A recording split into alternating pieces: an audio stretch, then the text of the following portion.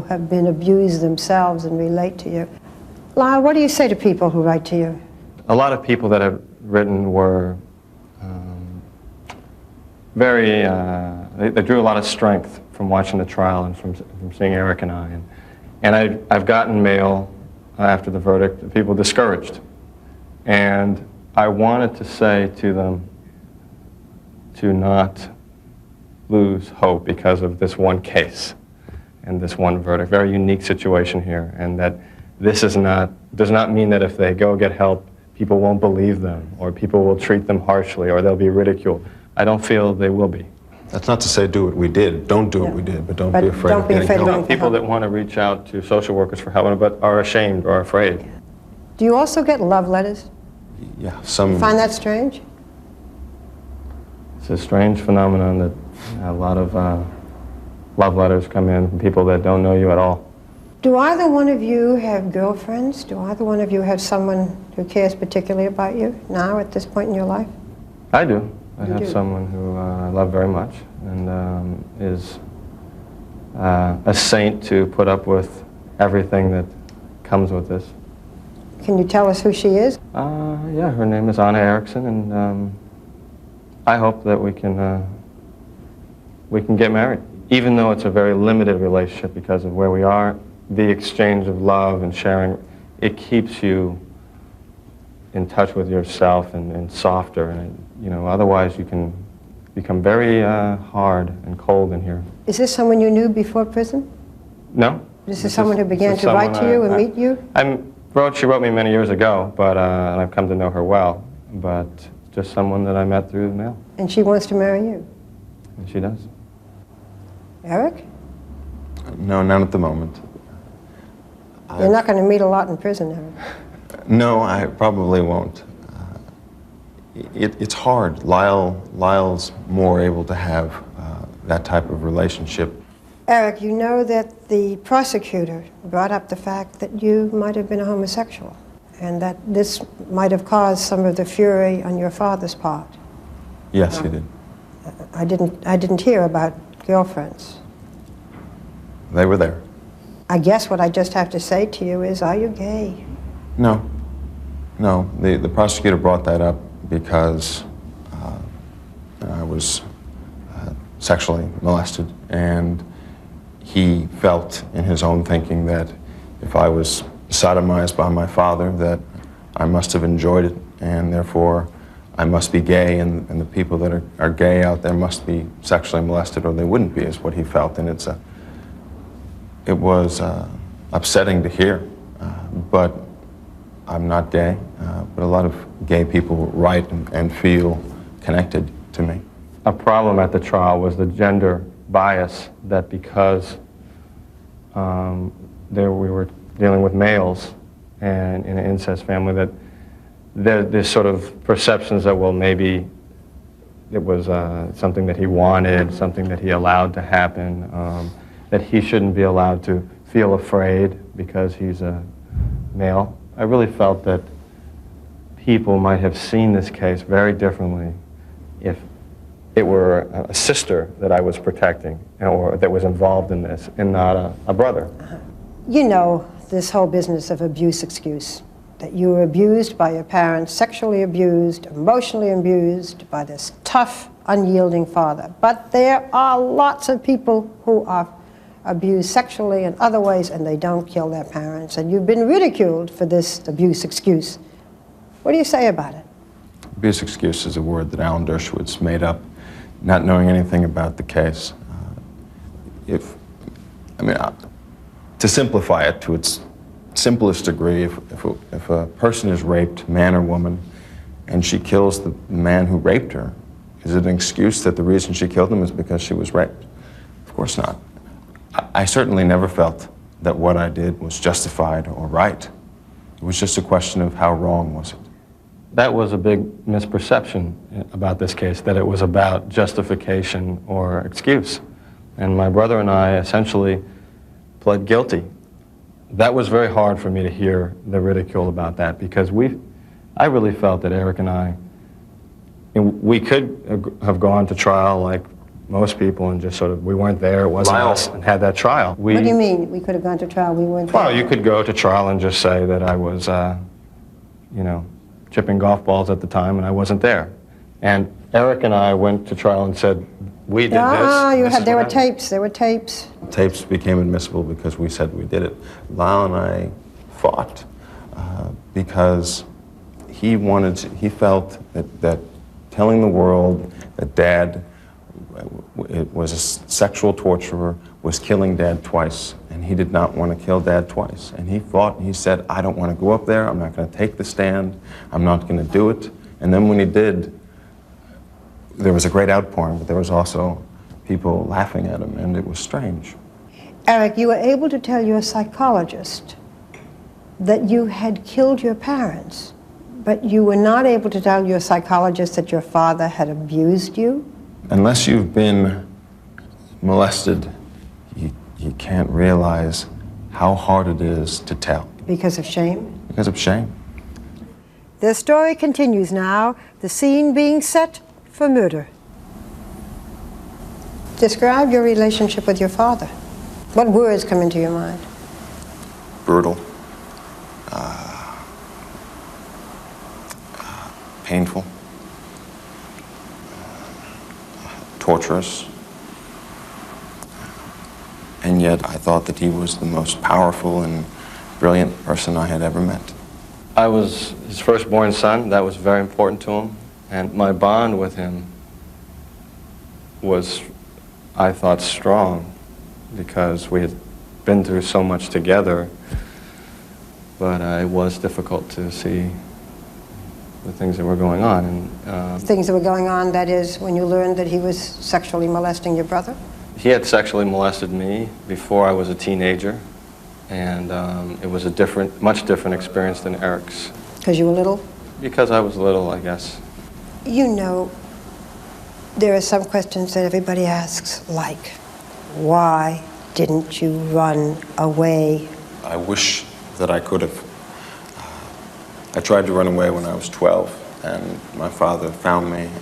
He caught me and said, if you ever run away, I will kill you, I will find you, and I will kill you. Suppose you left and you, I don't know what, became a waiter and moved away. You still thought he'd find you? He would find me and probably kill me. I thought for certain he would kill me. You still think that? Oh, absolutely. Did you love your mother or like your mother? I loved my mother and I tried to help her. My mother was a person in a lot of pain, and she was alcoholic and she was suicidal. Did she know about the abuse, the sexual abuse? She knew. And didn't do anything? She knew, and it doesn't seem that she did anything. Do you still think about the night of the murder? Every day. You both do? Tell me as clearly as you can why you murdered your parents that night. First thing that comes to mind is terror. I was so afraid. A few days before, I had said to myself, I'm never going to let my father touch me again. After I told Lyle that it had been continuing on, I said to myself, I'm never going to let him touch me again. And just before the shootings, my dad told me to get to my room and that he would be there in a minute, and he was going to come up and there was going to be sex, and it was like an explosion in my mind. But you'd bought the guns. It wasn't something that just happened that moment. You'd thought about it. No. You bought the guns in advance. They just weren't in the house. Yes, we bought the guns in advance. So this We didn't bought the just happen guns. that moment. We bought the guns. There was a series of Yeah. confrontations and blow-ups in the house. My dad, when it first was revealed that I had told Lyle Yeah. about the secret, my dad said to Lyle, you're going to tell everyone, and I'm not going to let that happen. Take me through your mind, Lyle. I cannot separate and say this is why this happened. My father was threatening us, and so there was fear, but there was great, there was anger on my part, and my mother was aware of and had allied herself with my father, and there was a great deal of confusion. This happened all in just 3 days, and I wish I'd give anything to just turn back that one page of my life. The other big question. You killed your father. who was molesting you. Why did you kill your mother? On Thursday night before, in one of the explosions, I was running downstairs and I was crying, and my mother was on the couch and she had been drinking, and she said, "What's wrong with you?" And I said, "Nothing, nothing, you wouldn't understand." And she said, "Oh, I understand. What do you think, I'm stupid?" And she told me that she knew, that she had known all my life what my father was doing. And it was like I didn't even know who she was anymore. And I just saw Dad and Mom as the same person at that point. I saw them as a single person. Really the first time that this secret about what was happening with Dad and Eric was discussed openly in the family in a very angry way.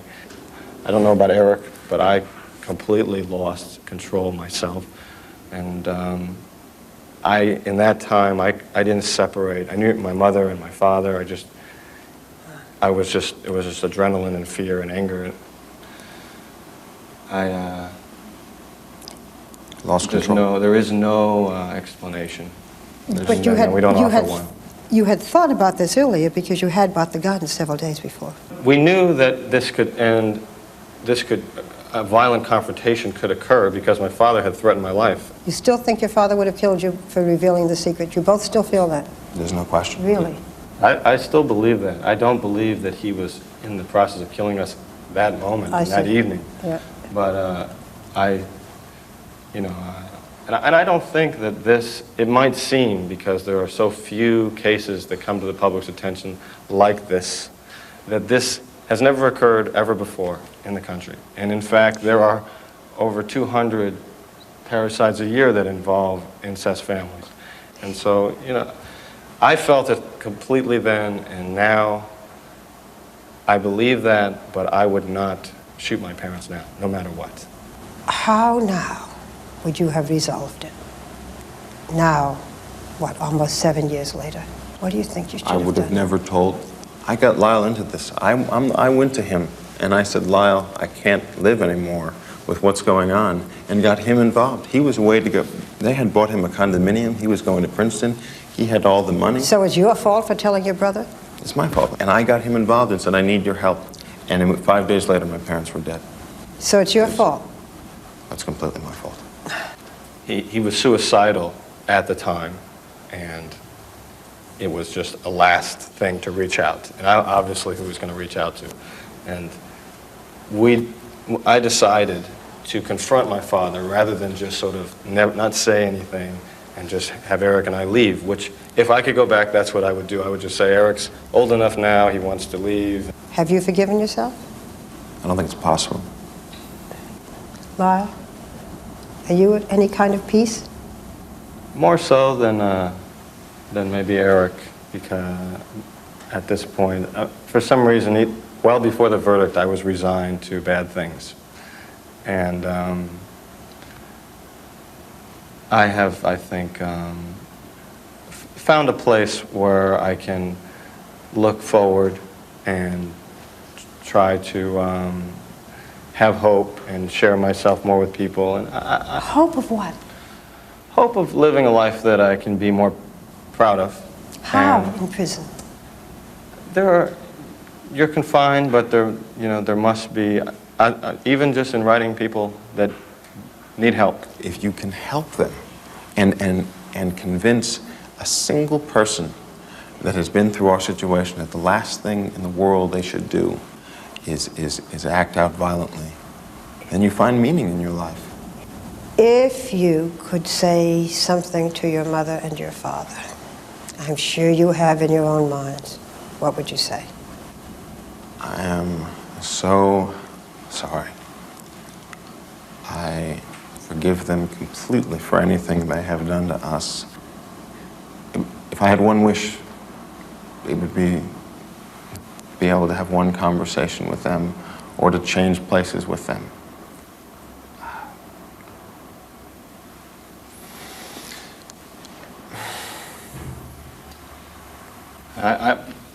I hope someday that I can be with them and have some sort of conversation about what happened. It is one of the awful things is that we couldn't communicate that weekend, and I can't. And just that I love them, and that I believe, despite everything that happened, that they really loved us, and that things just went awry. Our interview is over. Deputies now arrive to take Eric and Lyle Menendez back to the cell blocks. They were handcuffed and chained for the long walk back. Their legs had been shackled throughout the interview. This had been one of their infrequent opportunities to see one another in jail. The guards would now take each of them to their separate cells and to the certainty of the rest of their lives in prison.